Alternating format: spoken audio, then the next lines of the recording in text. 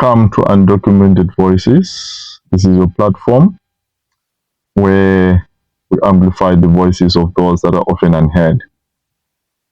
Today, we are going to talk about a very touching subject, the long road to belonging. Belonging is a very, very simple word, but for millions of migrants, it is a destination that can take a lifetime to reach. It lives somewhere between who they were forced to leave behind and who they are fighting to become. It is in the houses we clean, the cities that we build, the families that we raise, and yet it is a feeling that still slips through our fingers. Today on Undocumented Voices, we are going to walk that long journey,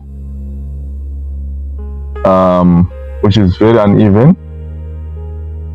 A journey that is marked by borders that are seen and borders that are unseen. And some of these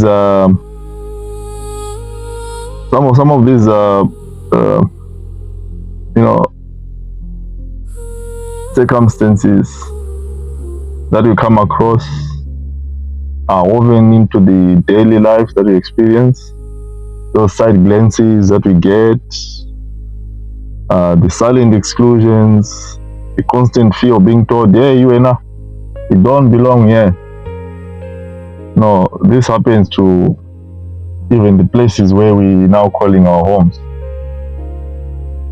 So today we are going to be walking the journeys, getting into these stories of courage, stories of those who have managed to turn resilience into identity.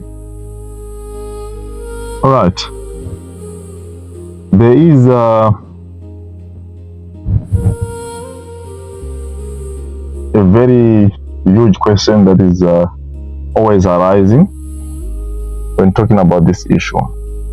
What exactly does belonging mean? We're talking about the emotional aspect of it, the social aspect of it, and obviously the legal side of it. You know, I am pretty sure we are all aware of the fact that having a sense of belonging brings pride to an individual. But unfortunately, for millions of migrants across the globe, once you leave your host country, trying to fitting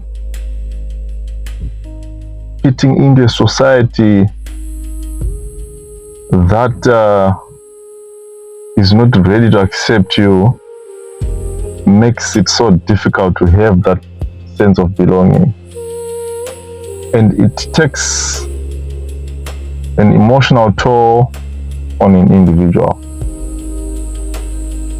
It is a very, very long, it's very, very complex, and it's very draining.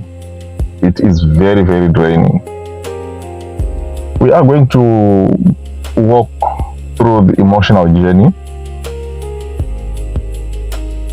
You know, there's certain things that you go through the moment that you step into a foreign land. There's this feeling of displacement. There's this feeling of nostalgia. There's this feeling of, identity conflict that you experience. And there's also this impact of leaving family, leaving your home, leaving your cultural roots behind. And all those things are very draining. They are very, very draining to an individual.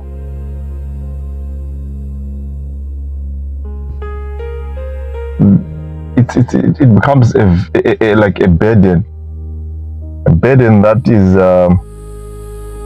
not easy to carry.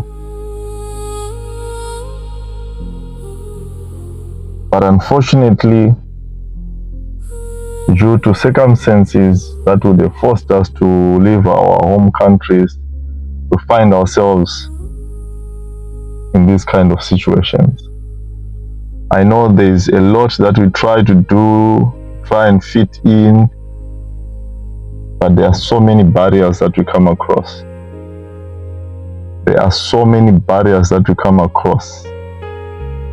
There is the immigration laws that we'll have to navigate. There's the paperwork. There's the lingering of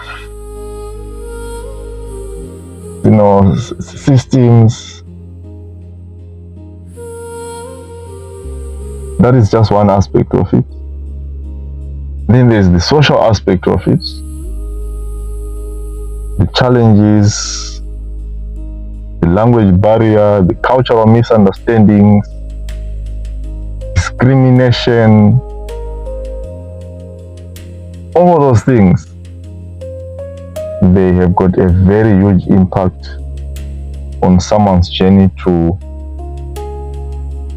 assume a sense of belonging. I have been in South Africa. I'll just talk about myself as an example in this case. I've been in South Africa for 18 years, 18 solid years now. But each day when you wake up, it's like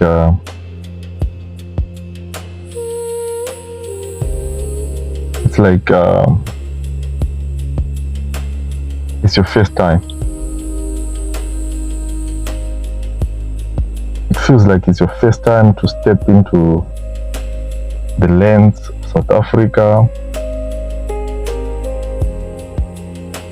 In as much as you look at the environment around you, which has become so familiar that you become so attached to it, but there's just a missing screw somewhere. It's just a missing screw somewhere. You feel like a stranger most of the times. And now, in a bid to try and join things and try and squeeze yourself into the system and be part of it, you come across these challenges. Xenophobia attacks. I remember in 2008 I used to stay in the high density suburb of Danone. And then, there was this eruption, xenophobic attacks against foreign nationals. And then we were forced to vacate our places, try and get somewhere where it was safe. See, those kind of things. You would have made connections, you would have made some,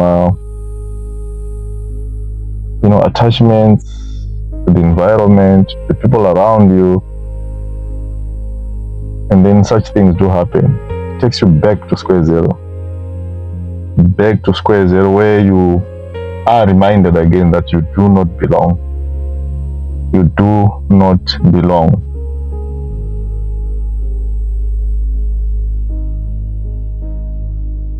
It's very, very sad.